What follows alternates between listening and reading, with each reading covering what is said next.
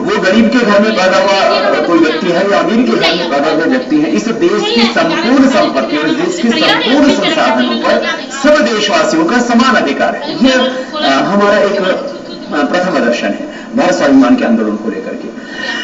तो मैंने कहा कि हम अपने अपने कर्म कर रहे हैं, कोई लेक्चरर है, कोई प्रोफेसर है, कोई टीचर है, कोई विद्यार्थी है, कोई सन्यासी है, कोई गृहस्थ कर रही है, एक पिता अपना कर्तव्य पूरा कर रहा है, एक व्यवसायी अपना कर्तव्य पालन पूरा कर रहा है, वो अपने पारिवारिक व्यवसायिक सामाजिक दायित्वों को निभाते हुए अपने राष्ट्रीय दायित्व को भी निभाना चाहते हैं, इसलिए वो भारत स्वाभिमान के आंदोलन से जुड़ा है। अब भारत स्वाभिमान का आंदोलन आखिर क्या है?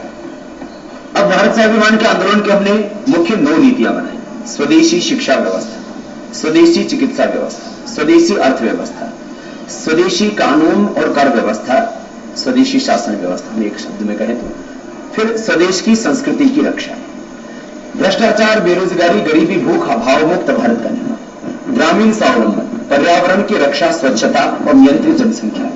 ये 9 नीतियां हैं हमारी। ये हमारी आइडियोलॉजी है, ये हमारा दर्शन है, ये हमारा सिद्धांत है, ये हमारी मान्यता है।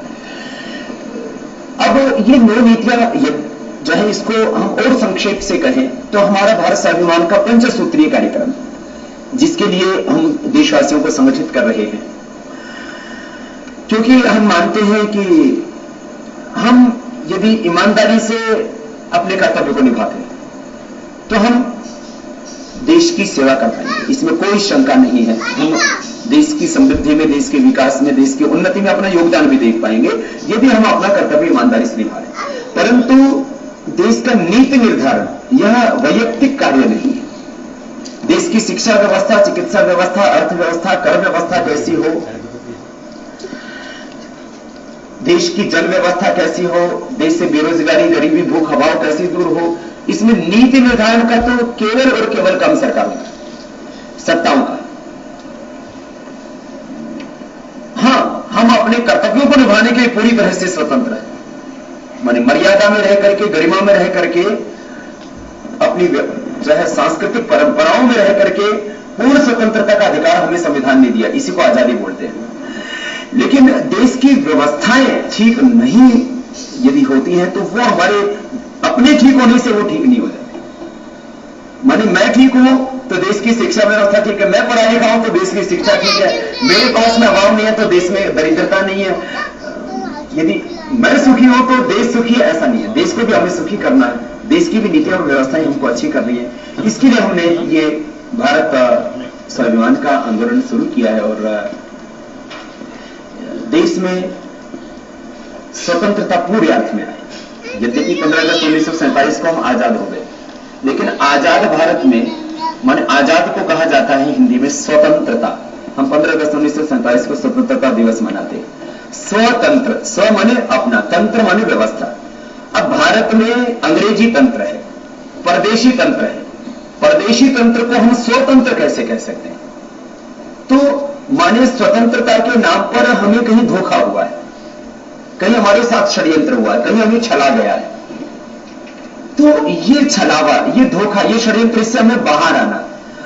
आजादी का अर्थ महात्मा गांधी जो स्वतंत्रता के आंदोलन के अगुवा रहे, उसका नेतृत्व कर रहे थे, वो कहते हैं हमें ऐसा भारत चाहिए जहां पर हमारी संपूर्ण व्यवस्थाएं अपनी।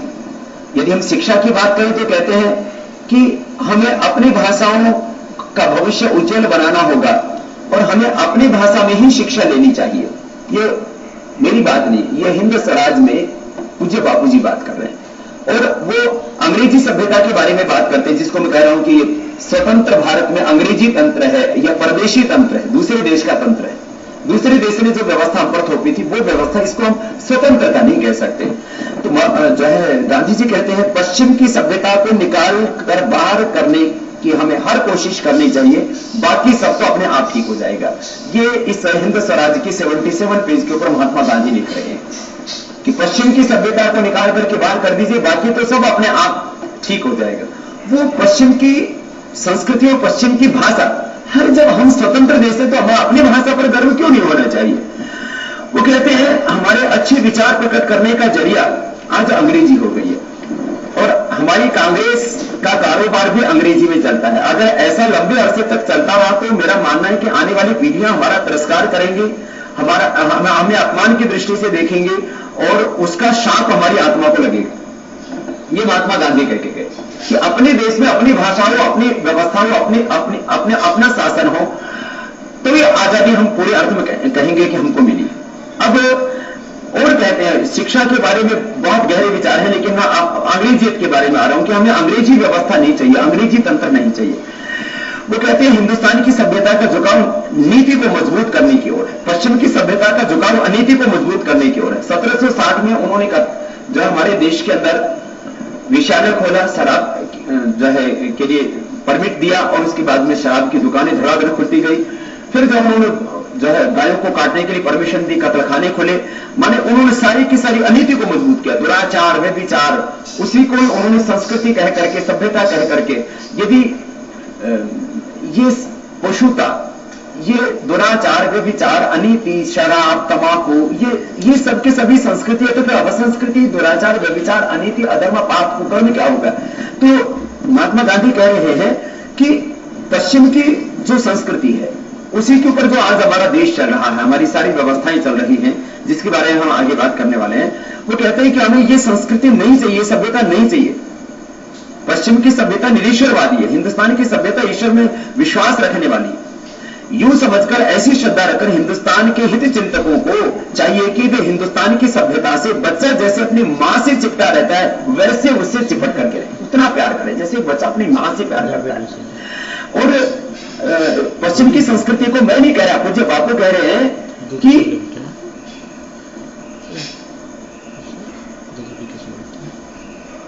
स्वतंत्र भारत, अंग्रेजों से पहले के भारत में सब लोग थे, बड़े आराम से प्रेम से रहते थे मिलजुल करके। और जो पूरी व्यवस्था अंग्रेजों ने रची, चाहे वो वकीलों की, चाहे डॉक्टरों की या चिकित्सा की और शिक्षा की, इसके ऊपर बहुत जो है न्याय की, उसके ऊपर बहुत गहरा कटाक्ष करते हैं कि जो है वो स्वराज था जब अपना वैद्य, जो उसको लोग भगवान मानते थे, जो है जो न्याय करता था उसको भगवान का प्रतिनिधि मानते थे, और जो शिक्षा देता था उसको भगवान के बाद में उसका दूसरा गुरु का दर्जा होता था। वो हमारी संस्कृति थी। अब यह चंडाल सभ्यता जब नहीं पहुंची थी तो हिंदुस्तान बहुत अच्छा था। और चंडाल माने शैतानी, ये पश्चिम की संस्कृति को, अंग्रेजी संस्कृति को महात्मा गांधी कह रहे हैं ये चंडाल सभ्यता, चंडाल माने शैतानी सभ्यता। अब उससे उनको इतनी घृणा है, वो कहते हैं कि हमें किसी भी कीमत पर ये उनकी सभ्यता नहीं चाहिए। अंग्रेजों को रहना है, वो रह सकते हैं, आजादी के बाद भी यहां रहना हो, उनका अंग्रेजों से विरोध नहीं है, अंग्रेजियत से विरोध है। अगर अंग्रेज हिंदुस्तानी बनकर के भारत में रहे तो हम उनका समावेश यहां पर कर सकते हैं। अंग्रेज अगर अपनी सभ्यता के साथ रहना चाहें तो उनके हिंदुस्तान में जगह नहीं। ये सीधे के सीधे वाक्य पता हो, अपनी तरफ से कोई लाग लपेट नहीं है। अंग्रेज अगर अपनी सभ्यता के साथ रहना चाहें तो उनके लिए हिंदुस्तान में स्थान नहीं है। ऐसी हालात पैदा करना हमारे हाथ में है। ये महात्मा गांधी की मैंने कुछ बातें आपको इस संदर्भ में कही कि हमको अंग्रेजी तंत्र नहीं चाहिए, अंग्रेजी व्यवस्था नहीं चाहिए। आज हमारे देश में चाहे वो शिक्षा व्यवस्था है, चाहे वो चिकित्सा व्यवस्था है, चाहे कानून व्यवस्था है, चाहे अर्थव्यवस्था है, चाहे कृषि व्यवस्था है, उस सबका अंग्रेजीकरण हो गया। तो अपनी व्यवस्था का, तो अपना देश आजाद का हुआ। तो भारत स्वाभिमान का आंदोलन यदि उसको एक शब्द में बोले तो ये व्यवस्था परिवर्तन का आंदोलन, संपूर्ण आजादी का आंदोलन। अभी आधी अधूरी आजादी हमको मिली तो ये व्यवस्था परिवर्तन का आंदोलन है, संपूर्ण स्वतंत्रता का आंदोलन है, संपूर्ण आजादी का अभियान है। अब यदि हम इसको थोड़ा और ज्यादा परिभाषित करें तो भारत स्वाभिमान के इन संपूर्ण उद्देश्यों को, सारी इस परिकल्पना को, हमारी इस पूरे आंदोलन की मान्यताओं को, इस पूरे दर्शन को, इस पूरी आइडियोलॉजी के फिलॉसफी को, इस पूरी इन संपूर्ण नीतियों को हम यदि आम आदमी को समझाने की दृष्टि से कहें तो ये आंदोलन पूर्ण व्यवस्था परिवर्तन माने शिक्षा, चिकित्सा, कानून, अर्थ और कृषि व्यवस्था ये भारतीय होनी चाहिए। इनका भारतीयकरण होना चाहिए, इनका स्वदेशीकरण होना चाहिए। एक ही शब्द है, भारतीयकरण बोलो या स्वदेशीकरण। एक कानून नया बनना चाहिए देश के अंदर। भ्रष्टाचारी, बलात्कारी,